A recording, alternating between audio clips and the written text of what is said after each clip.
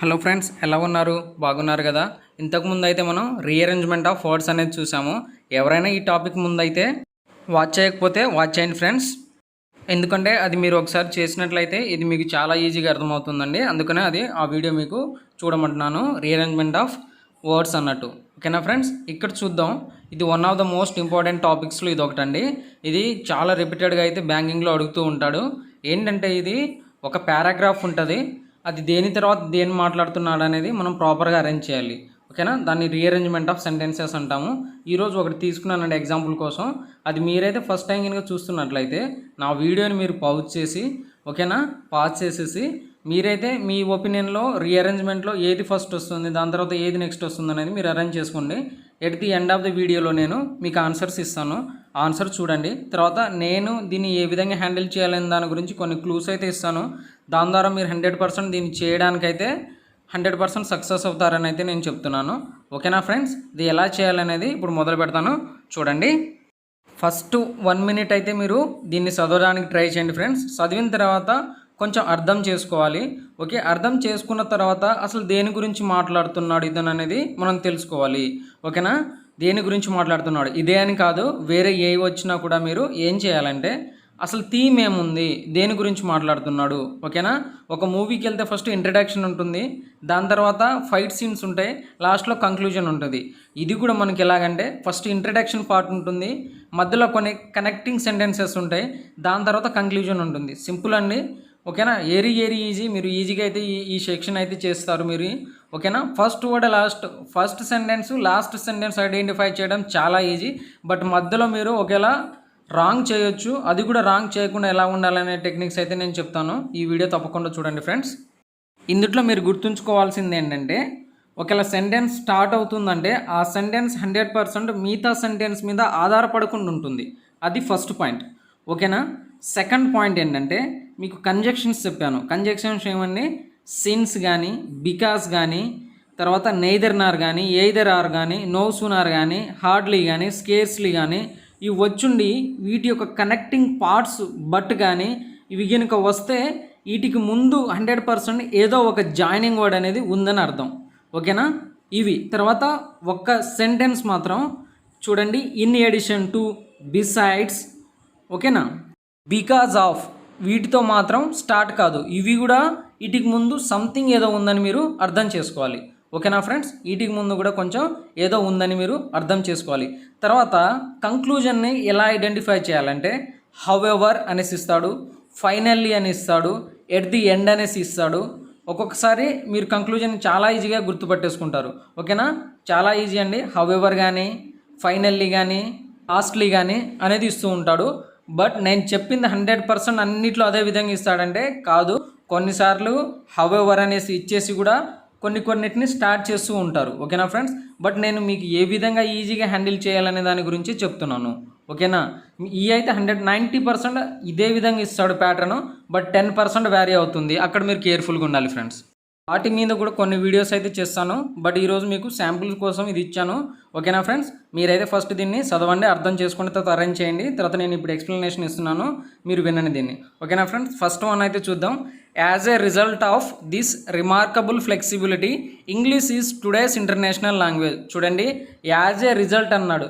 ఇక్కడ రిజల్ట్ వచ్చిందంటే దీనికి ముందు ఏదో జరిగిందని అర్థం. ఓకేనా, మీరు ఏమనుకోవాలి, ఇక్కడ రిజల్ట్ గురించి మాట్లాడుతున్నాడంటే దీనికి ముందు ఏదో ఒకటి ఉందనేసి అర్థం చేసుకోవాలి. ఫస్ట్ ఏముందనేది మనం ఫస్ట్ సెంటెన్స్ ఏందనేది గుర్తుపడదాం ఫస్ట్ చదువుతుండగానే. ఓకేనా ఫ్రెండ్స్, చూడండి. Next, a mere 1500 years ago English was a fledgling language spoken by a few thousand people in Great Britain. ఇప్పుడు చూడండి, ఇంగ్లీష్ అనేది 1500 సంవత్సరాల క్రితం అప్పుడప్పుడే అంటే అప్పుడప్పుడే లేస్తున్న లాంగ్వేజ్, లేకపోతే అప్పుడప్పుడే నడుస్తూ ఉన్న లాంగ్వేజ్ అని మాట్లాడుతున్నాడు. అంటే ఈ సెంటెన్సు ఇంగ్లీష్ గురించి డిస్క్రైబ్ చేస్తుంది. ఓకే, ఇంగ్లీష్ యొక్క లాంగ్వేజ్ గురించి బ్రిటన్లో కొంతమంది మాత్రమే మాట్లాడుతున్నారు అనే దాని గురించి డిస్క్రైబ్ చేస్తుంది. ఓకేనా, కొంతమంది, మీరంటే ఓన్లీ అనేసండి. ఓకేనా, ఓన్లీ 1500 years ago అనేసి మాట్లాడుతున్నాడు. ఓకే, తర్వాత థర్డ్ సెంటెన్స్ చూద్దాం. The English language can be divided in two. అంటే ఇంగ్లీష్ గురించి మాట్లాడు, డివైడెడ్ ఇన్ టూ అనేసి అంటున్నాడు. అంటే ఇండిపెండెంట్ సెంటెన్స్ కాదు. ఇంగ్లీష్ గురించి ప్రీవియస్గా ఏదో ఒకటి దాంట్లో మాట్లాడుంటాడు, అందుకనే దాన్ని డివైడెడ్ ఇంటూ అనేసి ఇందులో ఇచ్చాడు. ఓకేనా ఫ్రెండ్స్, మీరు దీన్ని ఏం చేయాలంటే జడ్జ్ చేస్తూ ఉండాలి ప్రతి ఒక్క సెంటెన్స్ని. ఇది దీన్ని కనెక్ట్ చేస్తుందా, లేకపోతే ఏది దీన్ని కనెక్ట్ చేస్తుంది. అంటే English language can be divided into 3 main periods: old English, middle English and modern English అనేసి మాట్లాడాడు. అంటే 100% దీనికి ముందైతే ఇంగ్లీష్ గురించి ఏదో ఒకటి డిస్క్రైబ్ చేస్తుంటాడనేది మీరు అర్థం చేసుకోవాలి. తర్వాత 4th వన్ చూడండి. English has achieved it's global status because of an unusual and amazing ability to respond and change according to the needs of its users. So ఇక్కడ కూడా ఏం మాట్లాడుతున్నాడు, ఇంగ్లీష్ అనేది అచీవ్ అయింది అంటున్నాడు. ఏం అచీవ్ అయిందంటే దాని యొక్క స్టేటస్ని అది అచీవ్ అయింది అంటున్నాడు. అంటే ఇది ఫస్ట్ రావడానికైతే సంబంధం ఉందా ఫస్ట్ సెంటెన్స్గా అంటే లేదు. ఎందుకంటే ఇది చూడండి, ఇట్స్ యూజర్స్ అంటున్నాడు. ఇక్కడ యూజర్స్ మీద ఆధారపడుతుంది. ఇట్స్ యూజర్ ఎవరు అనే దాని గురించి క్వశ్చన్ వేసుకోండి. అది ఎక్కడో ఒక సెంటెన్స్లో మాత్రం మనకు దొరుకుతుంది. ఇక్కడ పైన 3వ దాంట్లో చూడండి, డివైడెడ్ ఇంటూ 3 మెయిన్ పీరియడ్స్ అని ఇచ్చాడు. అంటే దేన్ని డివైడ్ చేసినాడు అనేది మనకు అర్థం కాలే, కానీ ఇంగ్లీష్ని డివైడ్ చేశాడు అనేది తెలుసు. ఓకేనా, ఇంగ్లీష్ని డివైడ్ చేశాడు, కానీ ఇంగ్లీష్ దానికి ముందు కనెక్ట్ అయ్యే సెంటెన్స్ ఏముందనేది ఆలోచించండి. ఓకేనా, తర్వాత 5వ దాన్ని చూద్దాం. The separations reflect the impact of areas culture and historical events on the growth and development of English. ఇక్కడ చూడండి, 3rd sentence divided into periods అనేసి ఇచ్చాడు. 5th సెంటెన్స్లో చూడండి, separations reflect the impact of. ఇప్పుడు చూడండి, మనం ఇంట్లో ఉన్న అన్నదమ్ములు విడిపోయామనుకోండి, ఏమంటారు, సపరేట్ అయ్యారు అనేసి చెప్తాం. అంటే దీనికి 3rd దానికి ఏదో ఒక లింకప్ అయితే ఉందని మీరు గెస్ చేయాలి. ఏంటండి, ఎందుకంటేనా ఇక్కడ సపరేషన్ గురించి మాట్లాడాడు, దాని యొక్క ఇంపాక్ట్ గురించి మాట్లాడాడు. 3వ దాంట్లో ఏం మాట్లాడాడంటే ఇది డివైడెడ్ అయ్యింది అంటే సపరేట్ అయ్యింది. రెండింటికి ఏదో ఒక లింక్ అయితే ఉంటుంది.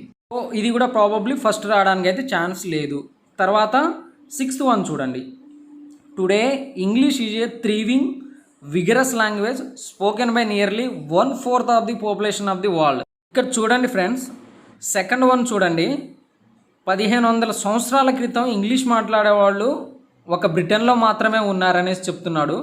6వ దాన్ని చూడండి, ఇంగ్లీష్ అనేది ఈరోజు ఎలా ఉందంటే ప్రపంచంలోనే 1/4, ఓకేనా, 1/4 మెంబర్స్ పాపులేషన్ ఈరోజుని ఇంగ్లీష్ మాట్లాడుతున్నారు. అంటే 100% ఇంగ్లీష్ గురించి డిస్క్రైబ్ చేశాడు దాని తర్వాత దీని గురించి మాట్లాడుతున్నాడు. అంటే ఇది ఎలా ఉంటుందంటే, నేను ఒకప్పుడు ఏం లేని స్థానంలో ఉన్నా, కానీ ఇప్పుడు నేను ఎలా ఉన్నానో చూడండి. అంటే మీరు దేని గురించి మాట్లాడదు, ఇప్పుడున్న పొజిషన్ గురించి మాట్లాడడానికి మీరు అంతకుముందు దేని గురించి మాట్లాడాడు అంటే మీరు మీ పాత స్థానం గురించి మాట్లాడారు. అంటే 100% దీనికి కూడా దానికి ఏదో ఒక రిలేషన్ ఉంటుందని మీరు అండర్స్టాండ్ చేసుకోవాలి. ఓకేనా ఫ్రెండ్స్, ఇప్పుడు నా పొజిషన్ బాగుంది, కానీ ఒకప్పుడు మాత్రం నా పొజిషన్ బాగోలేదు. అంటే నేను ఫస్ట్ దేని గురించి డిస్క్రైబ్ చేశాను, ఒకప్పుడు నా పొజిషన్ బాగోలేదనే దాని గురించి అయితే డిస్క్రైబ్ చేశాను. ఇది ఫస్ట్ వస్తుందా అది లాస్ట్ వస్తుందా అనేది నేను చెప్పట్లేదు, బట్ దీనికి దానికి ఉంటే ఏదో ఒక లింక్ ఉంటుందని చెప్తాను. ఓకేనా, ఇది ఫస్టా అది ఫస్టా ఎలా జడ్జ్ చేయాలనేది మళ్ళీ నీకు చెప్తాను. చూడండి, ఇప్పుడు చూడండి ఫ్రెండ్స్, 1500 సంవత్సరాల క్రితం ఇంగ్లీష్ మాట్లాడే వాళ్ళు ఎంతమంది ఉన్నారు, హార్డ్లీ అంటే ఏ ఫ్యూ థౌజండ్ మెంబర్స్ ఉన్నారని చెప్పాడు. ఇప్పుడు అంటున్నాడు ఎంతమంది, 1/4 అంటున్నాడు. అంటే ఫస్ట్ ఏముంటుంది, ప్రాబబ్లీ రెండోదే ఉంటుంది. ఫస్ట్ సెంటెన్స్ అయితే రెండోది ఉంటుంది. తర్వాత దాన్ని కనెక్టింగ్ ఈ రోజుల్లో ఎలా ఉందంటే ఇంగ్లీష్కి 1/4 ఆఫ్ ద పాపులేషన్ మాట్లాడగలుగుతుంది. అది 2nd వన్ జాయిన్ చేస్తుంది. అంటే 6th వన్ జాయిన్ చేస్తుంది. 2nd one 6th one connect అయింది. తర్వాత 3rd వన్ ఎలా ఐడెంటిఫై చేయాలనేది చూడండి ఫ్రెండ్స్, మీకేం చెప్పాను నేను, ఇంగ్లీష్ డివైడెడ్ అనేసి ఇచ్చాడు 3వ దాంట్లో. 5వ దాంట్లో సపరేషన్, దాని యొక్క ఇంపాక్ట్ ఎలా ఉందనేది ఇచ్చాడు. అంటే ఈ రెండు కనెక్టింగ్. ఇప్పుడు మనకు సపరేట్గా ఉన్నాయి ఏమంటే 4వది 1వది మాత్రమే, 2 సపరేట్గా ఉన్నాయి. ఇప్పుడు చూడండి, English has achieved it's global status because of an unusual and amazing ability to respond and change according to the needs of its users. ఓకేనా, ఇది చూడండి, ఇంగ్లీష్ ఈరోజు అచీవ్ అయింది. ఓకేనా, ఇది ఏంటంటే పాస్ట్ పర్ఫెక్ట్ అన్నట్టు, అంటే జస్ట్ ఇప్పుడే జరిగిన యాక్షన్ని హ్యాజ్ అచీవ్డ్ అనేసి యూజ్ చేశాడు. ఓకేనా, అంటే ఈ మధ్య కాలంలో జరిగింది. వీడేం మాట్లాడాను, 1500 years క్రితం మాట్లాడాడు, ఈ రోజు గురించి మాట్లాడాడు. అంటే ఈరోజు ఇంగ్లీష్ ఎలా ఉందంటే ఈ కొంతకాలంలో ఇంగ్లీష్ ఎలా చేంజ్ అనేది గురించి మాట్లాడాడు. తర్వాత ఈ కొంతకాలంలో ఇంగ్లీష్ ఏం చేసింది అంటే, నేను ఇక్కడ టెన్స్ను బట్టిపోతున్నాను, మీరు గ్రామర్ లేదనుకోకండి ఫ్రెండ్స్, మీరు తప్పుగా అనుకోవద్దు. ఇది నేనంటే టెన్స్ను బట్టిపోతున్నాను. ఇక్కడ మేబీ నేను సమ్ టైమ్స్ రాంగ్ కావచ్చు, బట్ ఈ విధంగా మీరు ఫాలో అయితే రాంగ్ అవ్వడానికి అయితే ఛాన్స్ ఉండదు నా ఆలోచన మేరకు. తర్వాత ఇది చూడండి, దాని తర్వాత 4వది ఫిట్ అవుతుంది. ఎందుకంటే ప్రజెంట్ పర్ఫెక్ట్ టెన్స్ జస్ట్ అనే యాక్షన్ టుడే ఈ రోజుల్లో ఇంగ్లీష్ ఎలా ఉంది, దాని తర్వాత ఇంగ్లీష్ని గురించి మాట్లాడుతున్నాడు ఇతను.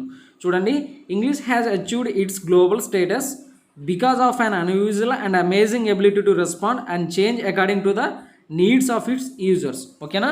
దాని తర్వాత చూడండి, ఇప్పుడు నేను మీకేం చెప్పాను, 3వది 5వది రెండింటికి కనెక్టివిటీ ఉందని చెప్పాను. ఇంకా మిగిలింది ఒకటే ఉంది విడిగా. చూడండి, ఇతను మాట్లాడేది ఏంటంటే ఫస్ట్ సెంటెన్స్ రిజల్ట్ గురించి మాట్లాడుతున్నాడు. దేని యొక్క రిజల్ట్ అనేది చూడండి. ఇక్కడ యూజర్స్ ఏం చేశారండి, రెస్పాండ్ అవుతున్నారు ఇంగ్లీష్కి. వాళ్ళు చేంజెస్ ఏ విధంగా ఇంగ్లీష్లో వస్తున్నాయో దానికి అనుగుణంగా మారుతున్నారు. ఓకేనా. దాని యొక్క రిజల్ట్ యాజ్ అన్నాడు. చూడండి, యాజ్ అంటే కంపారిజన్. చూడండి, యాజ్ అనేది ఏంటండి, comparison. As a result of this అంటున్నాడు. ఏంది ఈ దిస్ అనేది ఏంది, ఈ కింద దాంట్లోది అతను మాట్లాడేది దేని గురించి అంటే English has achieved it's users అనేసి ఇచ్చాడు. చూడండి ఎట్ ది ఎండ్, దీని గురించి అతను మాట్లాడేది. ఇక్కడ సింగులర్, ఇట్స్ అనేది సింగులర్, ఇట్ అనేది ఏంటండి సింగులరు, ఇక్కడ కూడా దిస్ అనేది సింగులర్. ఓకేనా. As a result of this అంటున్నాడు. Okay, as a result of this remarkable flexibility English is today's international language. ఇప్పుడు చూడండి, దీని యొక్క ఎఫెక్ట్ వల్ల రిమార్కబుల్ ఫ్లెక్సిబిలిటీ ఎలాగంటే అలాగ అనుగుణంగా మార్చుకునే విధంగా ఇంటర్నేషనల్ లాంగ్వేజ్గా ఇంగ్లీష్ ఈరోజు తయారవడం అనేది జరిగింది. అది స్పీకర్ యొక్క అభిప్రాయం తెలియజేసినాడు. తర్వాత చూడండి ఫ్రెండ్స్, తర్వాత 3వ దాంట్లో 5వ దాంట్లో ఏది ఫస్ట్ వస్తుందండి, రిఫ్లెక్షన్, దాని యొక్క ఇంపాక్ట్ అంటున్నాడు. 3వదే ఫస్ట్ రావడానికి ఛాన్స్ ఉంది. 1వ దాని తర్వాత చూడండి. ఓకేనా. The English language can be divided into 3 main periods: old English, middle English and modern English. వీళ్ళు ఏంటంటే పాతకాలంలో ఒక విధమైన ఇంగ్లీష్ ఉండేది, మధ్యకాలంలో కొంత ఇంగ్లీష్ అనేది చేంజ్ అయింది, ఇప్పుడు వస్తున్న ఇంగ్లీష్ అనేది చాలా డిఫరెంట్గా ఉంది. ఓకేనా. ఈ 3 విధాలుగా డివైడ్ చేశారు. దాని తర్వాత జరిగిన రెస్పాండ్, దానివల్ల వచ్చిన సపరేషన్ గురించి, ఇబ్బంది ఏంటి, దాని యొక్క ఇంపాక్ట్ ఏంది, అసలు అది ఎందుకు వచ్చింది, దాని గురించి 5వ దాంట్లో డిస్కస్ చేస్తున్నాడు. చూడండి, the separation reflects the impact of various culture and historical events on the growth and development of English. ఏదైతే ఇంగ్లీష్ని డివైడ్ చేశారో దాని యొక్క ఇంపాక్ట్ దేని మీద పడ్డదండి, కల్చర్ల మీద, హిస్టారికల్ ఈవెంట్స్ మీద కూడా పడ్డది. గ్రోత్ అండ్ డెవలప్మెంట్ దేని మీద పడ్డదంటే హిస్టారికల్ ఈవెంట్స్. ఇవి దేన్ని హెల్ప్ చేశాయంటే ఇంగ్లీష్ గ్రోత్కి, ఇంగ్లీష్ డెవలప్మెంట్కి హెల్ప్ చేశాయి. ఈ విధంగా దీనికి ఫస్ట్ మీరు ఏం అండర్స్టాండ్ చేసుకోవాలంటే థీమ్ మొత్తం దేని మీద డిపెండ్ అవుతుంది అనే దాని గురించి అయితే ఆలోచించండి. ఇది మొత్తం మీరు చూసినట్లయితే ఇంగ్లీష్ ఇంగ్లీష్ ఇంగ్లీష్ ఇంగ్లీష్ అనేసి గురించి మాట్లాడాడు.